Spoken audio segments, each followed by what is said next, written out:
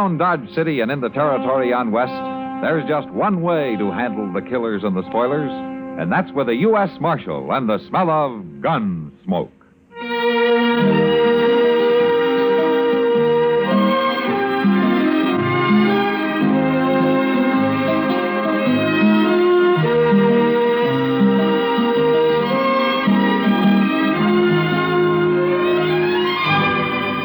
Gunsmoke, starring William Conrad. The story of the violence that moved west with young America. And the story of a man who moved with it. I'm that man. Matt Dillon, United States Marshal. The first man they look for and the last they want to meet. It's a chancy job, and it makes a man watchful. And a little lonely.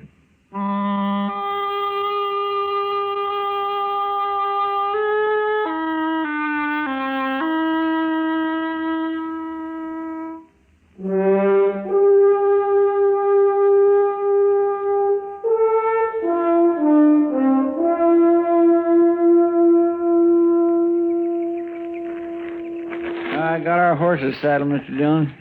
I swear I'm so hungry I could eat a whole hog. Yeah? Well, the hog you got this morning's cooking on that stick right there, Chester. Is it done? Well, that depends on how hungry you are. It's done. Thank you. That's hot, ain't it? It sure will be good to get back to Dodge tonight and sleep in the bed again, won't it? You know something, Chester? Civilization's made you soft. Well, maybe so. But I get mighty tired of using my back for a mattress and my belly for a covering. Obviously, you were born for greater things than rooting around on the prairie and living in the rain. It ain't been raining, Mr. Dillon.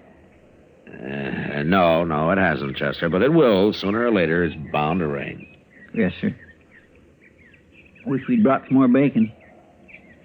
Say, Mr. Dillon, don't old man Granby live around here somewhere? Uh-huh. Well, maybe we could borrow a little from him. According to what I've always heard, old Granby wouldn't lend anybody anything. Yeah. You really think he is a rich miser, like they say? Oh, I don't know, Chester. You know, sometimes a man's entirely different from his reputation. I only met Granby once or twice. He seemed like a nice enough old fellow. Just the same, I wouldn't want to live out here all alone with nothing but a few horses for company. Yeah, well, he's used to it. Yeah, but even if he does have a lot of money hid away somewhere, there's no place to spend it out here. Granby's pretty old for the pleasures Dodge has to offer, Chester. Oh, by jing, I hope I ain't never that old. You know, at the rate you're burning yourself out, you never will be, so don't worry about it. I know, Mr. Dillon, I live mighty quiet for a young fella who's free and still full of blood and stuff. Sure. Oh, I do. Look over yonder. Huh? Over there, that string of dust laying right on the ground there. Ain't that funny? Yeah, I've been watching that. It's not on the ground, though. There's a dry wash that runs along there. I think somebody's driving the stock down it. Maybe it's old man Granby.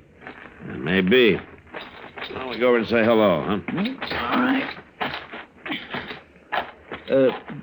Mr. Dillon? Yeah. If it is old man Granby, maybe we could just ask him about a little dab of bacon, reckon? Well, there's no harm in that. Oh.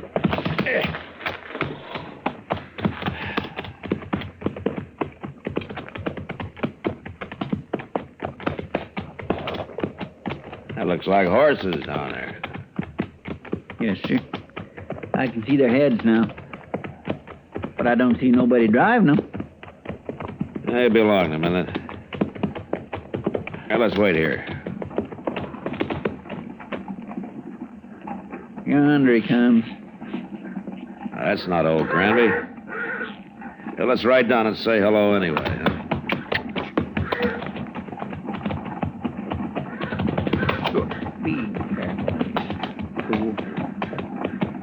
That's Granby's brand on those horses. You must have hired him a hand. Yeah, maybe. Hello. Hello. You working for Granby? I ain't working for nobody, mister. Oh? And where is he? Where's who? Granby. I don't know no Granby. Those are his horses you're driving. They are? Yeah. I ain't driving them. What do you mean? They got ahead of me in the wash there, that's all. I see. You a cowboy? Yeah, sure. I'm a cowboy. Somehow you don't look like one. You don't ride like one, either. You're asking the questions, mister. And no decent cowboy'd run another man's horses down a dry wash just because he didn't want to get up on the bank and ride around them. I told you, they got in front of me is all. How come you're not carrying a gun? Does a man have to carry a gun? No. But I'll bet you're the only man within 1,000 miles of here who isn't carrying one. Well, maybe I got a better conscience than the rest of you. Maybe. But look, mister, you've run those horses about 5 miles off of old Granby's place. You want to give us a hand, we'll run them back. I'm in a hurry. It won't take long. The old man might be a couple of days finding them if we don't. You worry about him. I got to get into Dodge. We'll ride in with you afterwards. I ain't gonna do it. It'd look a lot better if you did. I'd like to, mister, but I can't. I'm leaving now. So long. Well, forevermore, Mr. Dillon, you just gonna let him go? Wait a minute, Chester. I'm gonna let him hear what lead sounds like. Don't shoot! Don't shoot me! All right, then ride back here.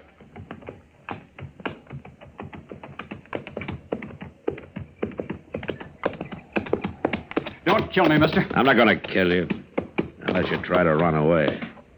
Why would I try to run away? You just did, Chester. Yes, sir. Ride down the bank and head those horses off. Start them back up the wash. We'll be out of here by the time they're back. All right, sir, Mr. Dillon. You stay right close to me, fellow. Don't you try anything smart. When we get to Granby's, if he says it's okay, then you can go wherever you like. I don't know Granby. I've never been there. And we'll show you the way. Come on, let's go.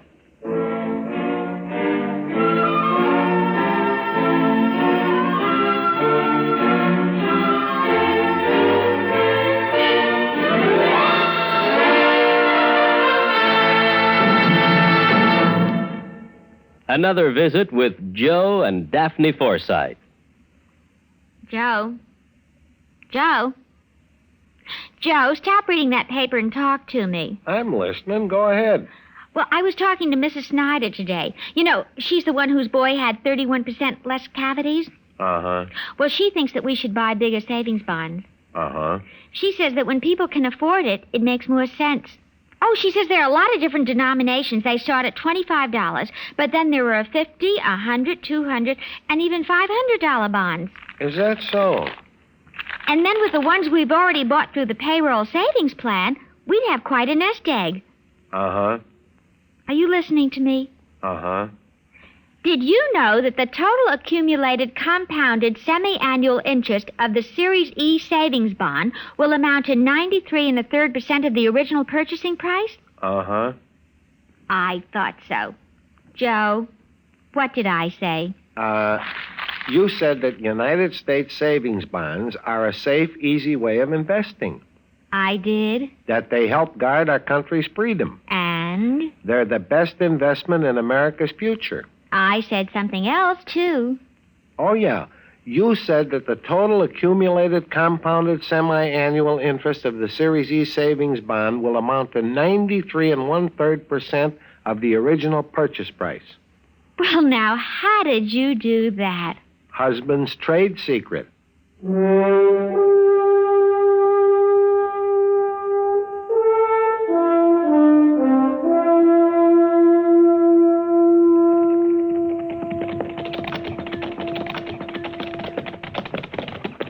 Old man Granby sure can find his horses all right now, Mr. Dillon. Yeah, but I want this cowboy here to meet him. Now we'll see if he's in the house. I'll wait for you. Get off a horse, fellow. Go on. That's better. All right, come on. We'll take a look.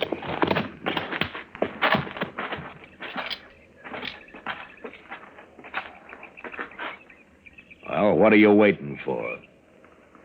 Nothing. You go ahead, Chester. Looks like I'm going to have to herd this man in. Yes, sir.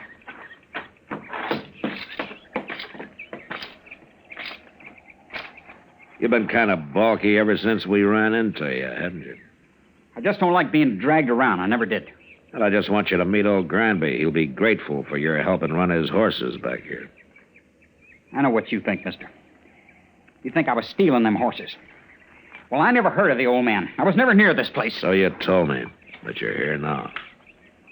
I ain't afraid of you or nobody. Now let's go into the house. Come on.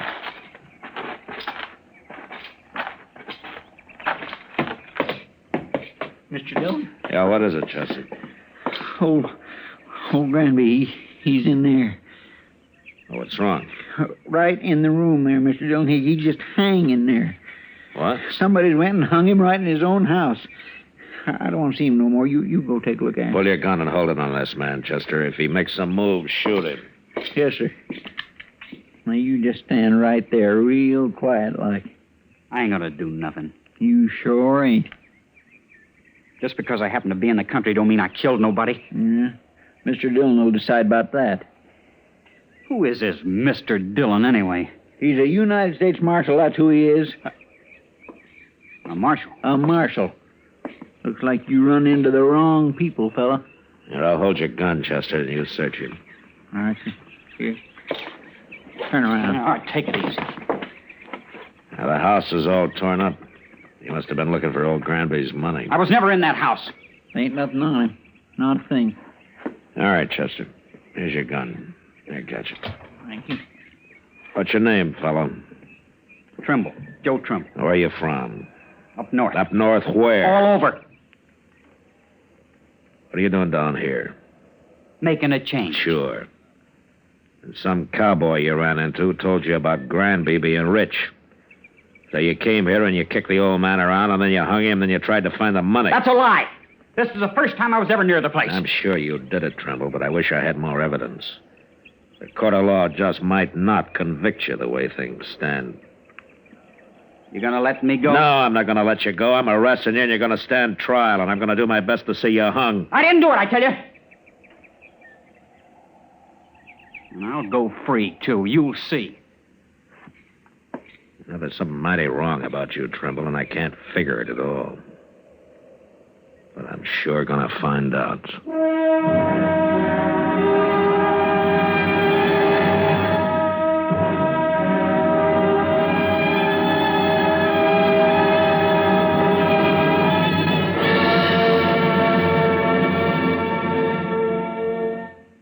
Another visit with Joe and Daphne Forsythe. Hey, honey, I'm home. Daphne. Drop dead. Uh-oh, what's the matter, honey? Don't you speak to me, you Don Juan. Don Juan? Daphne, I'm no Don Juan. No habla español. Very funny. Ha, ha, ha. Well, it was no prize winner, but... Neither are you Lothario. I've often wondered, what's a Lothario? I don't know, but that's what the wives on TV always call their husbands. I guess it applies. Do you want me to go out and come in again? As far as I'm concerned, you can go for a long walk, preferably on a short pier. Well. Oh, come on, Daphne. What's wrong? Your good friend Harry called, and he spilled the beans. Which beans? He said, quote, "Tell Joe he was right about those blondes. They're great," unquote. Blondes? That's what he said. Well? He didn't say blondes. He said bonds. Savings bonds. What? Sure, I buy 'em on the payroll savings plan. And I told Harry he ought to do it, too. Savings bonds have a guaranteed interest that pays back $4 for every 3, which is a pretty good investment. That's a pretty good story, too. It's true, so help me. That's why Harry's so happy. Savings bonds are great. Well, maybe you're right. You wouldn't really fool around with blondes, would you? You're too faithful and sweet and kind and... Fast talking.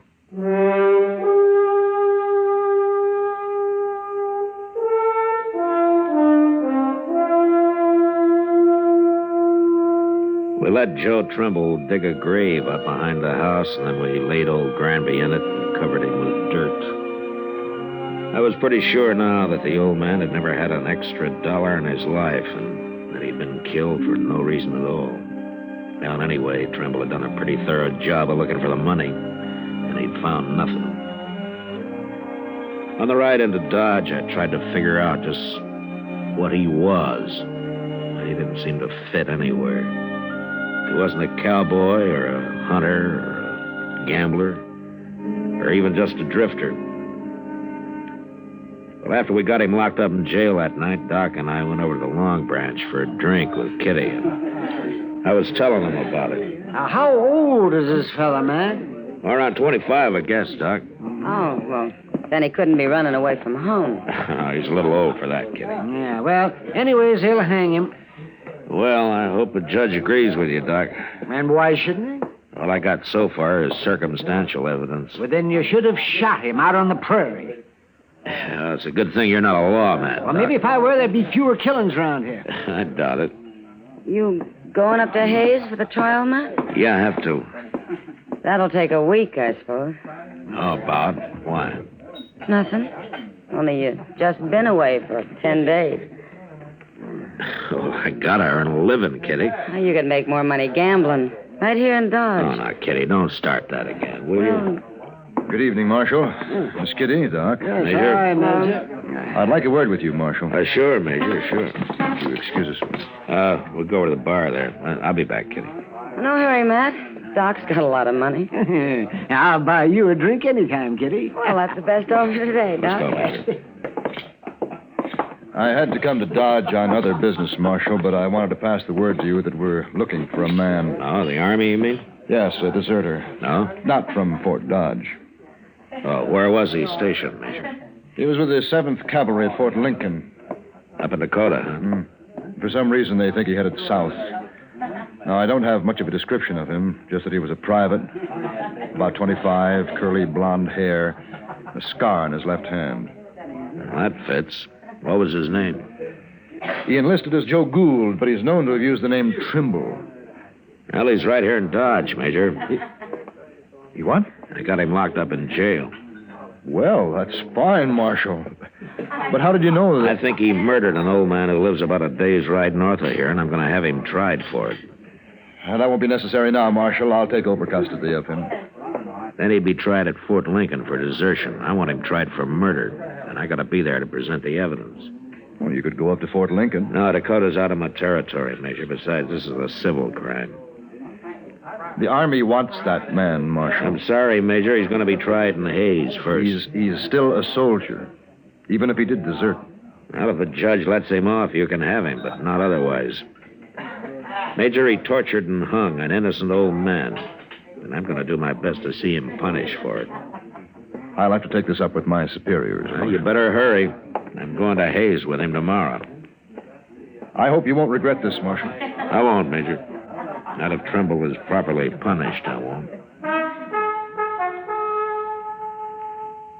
I didn't wait till morning, but started out for Hayes with Joe Trimble that night. The trial lasted a week, and in spite of all the arguments I made, the judge finally decided that there wasn't enough real evidence to convict him.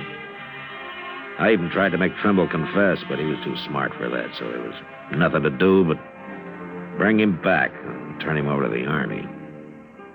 I sent word to Fort Dodge, and the next morning the major himself appeared to take him into custody. Well, Marshal, looks as though you didn't have much of a civil case after all. Now, he killed old Granby. I know he did, but the law's the law, Major. Yes. And in the Army, orders are orders. But I'm sorry your judge didn't convict him after all. How's that, so? Chester. Yes, sir. Bring Trimble out, will you? Yes, sir. Well, I'll give the Army credit for one thing, Major. What's that? Trimble and I rode back some 80 miles yesterday, and when we got here, he wanted to sit up and play cards with Chester. Well, there may be some bad men in the cavalry, Marshal, but they're all tough. Here he is, Mr. Dillon. Alley's yours, Major. Private Trimble, sir. You're under military arrest, Private, and not privileged to salute. Besides, you enlisted as Private Gould, not Trimble. Yes, sir. Report to the guard outside. Yes, sir. Just a minute, Trumbull.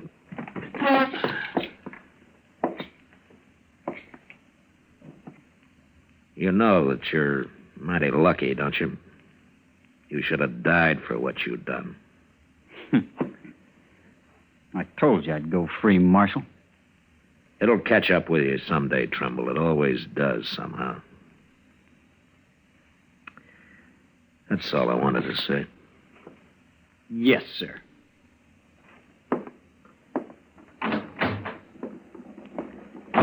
Well, thank you, Marshal. I'll be getting along. Major, you said you were sorry that the judge didn't convict him. Why have you changed your mind? Marshal, now he won't even be tried. Not for some months, anyway. Right. You mean that the 7th doesn't want him anymore? Oh, they want him all right. My new orders are to send him right up to the Dakotas. Oh? Seems that the 7th Cavalry needs every man available. They're leaving Fort Lincoln soon on an expedition against the Sioux and the Northern Cheyenne. The Sioux, huh? I wonder if old Sitting Bull is still the chief medicine man with them. I'm sure he is.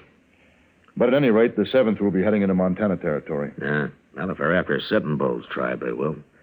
He's always had a large camp over on the Little Bighorn. Yes, I know.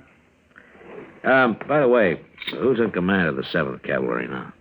An officer I served under a couple of years. I never did care for him much. A Colonel George Custer.